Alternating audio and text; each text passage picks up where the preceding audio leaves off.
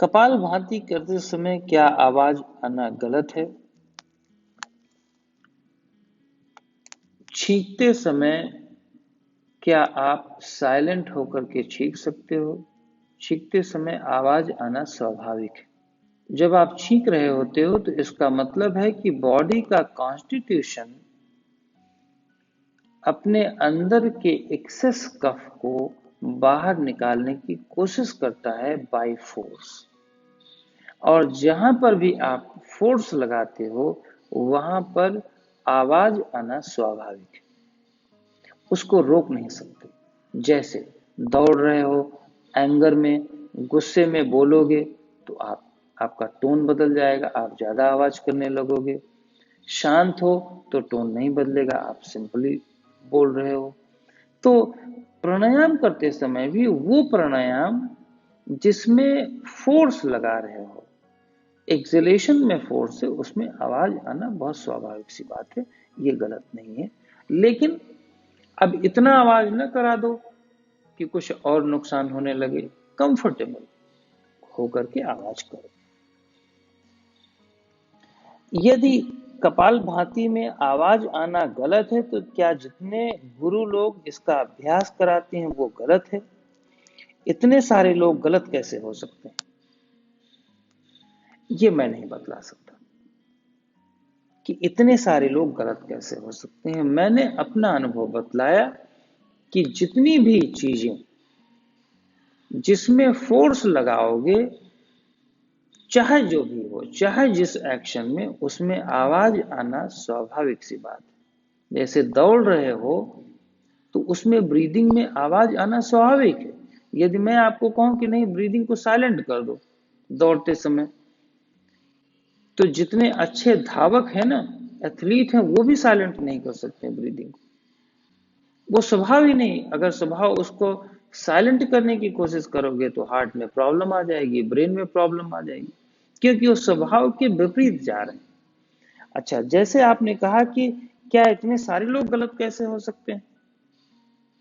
100 में, हिंदुस्तान में 100 में 99% लोग जब बिल्ली काटती है रास्ता तो डर जाते हैं।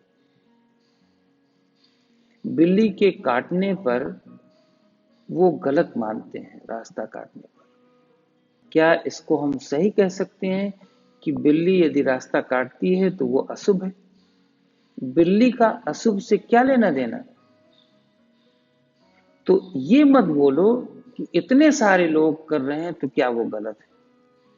बहुत सारे भ्रम, बहुत सारे र्यूमर ऐसे फैल जाते हैं कि उसे जनमानस, नॉर्मल सामान्य लोग उसको स्वीकार कर लेते हैं। इवन कि सामान्य लोग जान भी रहे होते हैं कि ये गलत है, फिर भी वो डरे। जैसे 100 में 99 लोग बिल्ली के काटने को अशुभ मानते हैं, लेकिन उसमें 20-25 लोग मानते हैं कि नहीं, ये गलत है सिद्धांत, इसमें कोई सच्चाई नहीं है। फिर भी यदि उनके सामने से बिल्ली रास्ता काट देती है तो उनके मन में भय पैदा हो जाता है। मेरा कहने का मतलब है कि हमें अपनी समझ बूझ साइंटिफिक वे में ले चल के करेंगे तभी फायदा होगा, तभी हमारे अंदर हार्मोनल सीक्रेशन होएगी। क्योंकि प्रैक्टिस से ज्यादा, ध्यान दें, प्रैक्टिस से ज्यादा पहले अंडरस्टैंडिंग की जरूरत है। हम जानवर नहीं हैं कि पहले हाँकना शुरू कर दो। हमारी अंडरस्टैंडिंग की जरूरत है। जब हम अंडरस्टैंड कर लेते हैं, फिर प्रैक्टिस करते हैं, तब उसका फुल रिजल्ट मिल सकता है। ब्रेन फूड लेने के बाद क्या अनुलोम विलोम कर सकते हैं? बिल्कुल नहीं कर सकते। कोई भी भोजन सॉलिड फॉर्म का लेंगे तो आप सूक्ष्म भोजन यदि करने लगेंगे तो वो पाचन गड़बड़ हो जाएगा। क्यों? क्योंकि जब आप सॉलिड फॉर्म का फूड लेते हो और प्राणायाम करना शुरू करते हो तो हमारा प्रोसेस स्लो हो जाता है। स्लो का मतलब नेगेटिव मत लो। अब उसमें हार्ट बीट आपकी स्लोअर हो जाएगी, लिवर की जो प्रोसेस है, लिवर रिलैक्सेशन मोड पे चला जाएगा, क्योंकि एक्सेस ऑक्सीजन दिया, ब्रेन रिलैक्सेशन मोड पे जाने लगेगा। अरे ब्रेन का फूड लियो, वो मेजर फूड होता है, उसमें आपकी ज्यादा बर्निंग होनी चाहिए, ज्यादा थोड़ा हाइपर मूवमेंट होनी चाहिए, तभी तो वो डाइजेस्ट करेगा। हार्ट बीट उसमें थोड़ी बढ़नी चाहिए, थोड़ा लिवर का फंक्शन बढ़ना चाहिए, ब्लड का फ्लो बढ़ना चाहिए। आप स्लो थोड़ी कर सकते हो उसको। तो इसलिए भोजन के बाद प्राणायाम अनुचित माना गया। लेकिन कुछ ऐसी समस्याएं होती हैं, जैसे एक्सेस बर्पिंग है, भोजन के बाद जिसे बर्पिंग बहुत होती है, एक्सट्रीम बर्पिंग होती है, हेडेक होने लगता है, रिफ्लक्स होने लगता है, उनको स्पेशली मैं डिजाइन करता हूं ब्रीदिंग के लिए। लेकिन वो एक इंडिविजुअल प्रोसेस है। सामान्य लोगों के लिए आप ये नहीं बोल सकते कि खाना खाने के बाद प्राणायाम करना शुरू कर दो। कोई भी प्राणायाम, चाहे वो कपालभाति हो, चाहे अनुलोम विलोम हो, कोई भी। खड़े होकर अनुलोम विलोम कर सकते हैं या नहीं? बिल्कुल भी नहीं कर सकते। खड़े होकर के पानी नहीं पी सकते, खड़े होकर के भोजन नहीं कर सकते, खड़े होकर के अनुलोम विलोम नहीं कर सकते, खड़े होकर के ध्यान नहीं कर सकते, खड़े होकर के वो चीज नहीं कर सकते जिसमें बहुत एकाग्रता की जरूरत होती है। यहां तक कि खड़े होकर के ध्यान अलाउड नहीं होता। ये प्रारंभ काल में जो भागीरथ ऋषि वगैरह होते थे, और कुछ लोग अगर देखें तो खड़े होकर के साधना किया करते थे। अभी भी बहुत थोड़े लोग हैं, पर खड़े होकर के साधना हो नहीं सकती लंबे समय तक। बिल्कुल, क्योंकि आप गिर जाओगे, बैलेंस नहीं है उसमें। इवन कि कुछ लोग पेड़ पे लटक करके साधना करते थे, उल्टा लटक कर, तो वो भी साधना नहीं हो सकती। वो थोड़ी देर के लिए हो सकती है, लेकिन लंबे काल तक के लिए आप अपने थॉट प्रोसेस, मेडिटेशन का तो मतलब है थॉट प्रोसेस को जानना, तो वो नहीं कर सकते आप। इसीलिए खड़े होकर के अनुलोम विलोम भी नहीं कर सकते, डीप चेस्ट ब्रीदिंग जरूर कर सकते। तनाव में आ गए, गहरी सांस लेना शुरू कर दो। लेकिन ये सब ब्रीदिंग को बहुत जनरलाइज हम नहीं कर सकते, रूटीन में नहीं डाल सकते। एसिडिटी और गैस्ट्रिक प्रॉब्लम हो तो वेट गेन कैसे करें, ये इस पे नहीं बताया जा सकता। इसका प्रॉपर एक मेथड प्रोग्राम बनता है, उसके अनुसार होता है। एसिडिटी और गैस्ट्रिक प्रॉब्लम होती है, बहुत सारे लोगों को वेट उनका इतना बढ़ा हुआ होता है कि कम करना पड़ता है। क्यों?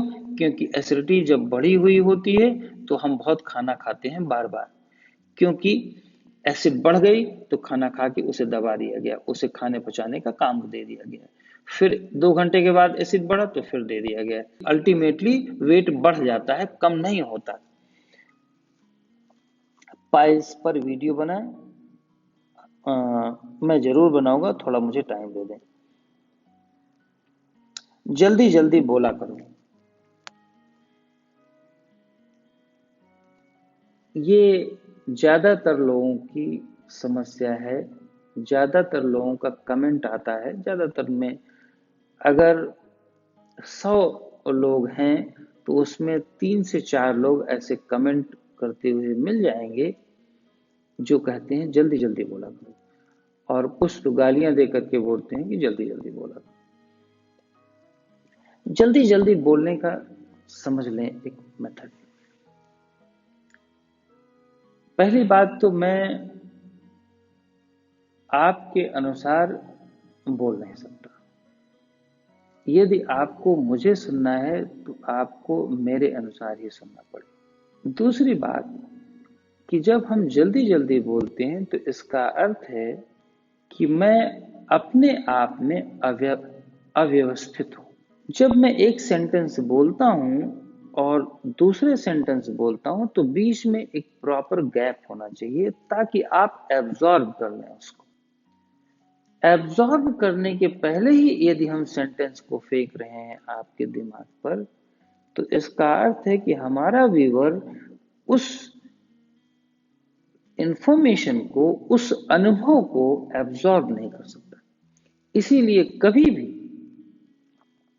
कभी भी आप बहुत जल्दी जल्दी यदि बोलते हैं तो इसका मतलब है कि हमारा व्यूअर उसको एब्जॉर्ब तो कर नहीं पाएगा, लेकिन आपकी प्रॉब्लम बढ़ जाएगी, मतलब मेरी प्रॉब्लम खुद की बढ़ जाएगी, क्योंकि मैं जल्दी जल्दी बोल रहा हूं। तो जल्दी जल्दी बोलने में होता क्या है, ये सामान्य लोग नहीं समझ पाएंगे, क्योंकि सामान्य लोगों का ये दिमाग थोड़ा सा लॉजिकल पार्ट उनका कम होता है, वो इमोशनल साइड हायर होते हैं।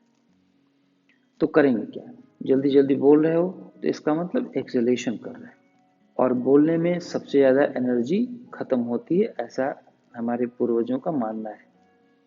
उनको पता नहीं था कि कैसे खत्म होती है, क्योंकि एक्सेलेशन जब आप बोल रहे होते हैं तो एक्सेलेशन ही ज्यादा होता है, और वो जर्की एक्सेलेशन होता है, उसमें जर्क्स बहुत होते हैं। और जब जर्क्स होते हैं तो इसका मतलब कि आप में फ्लक्चुएशन बहुत हो रहा है।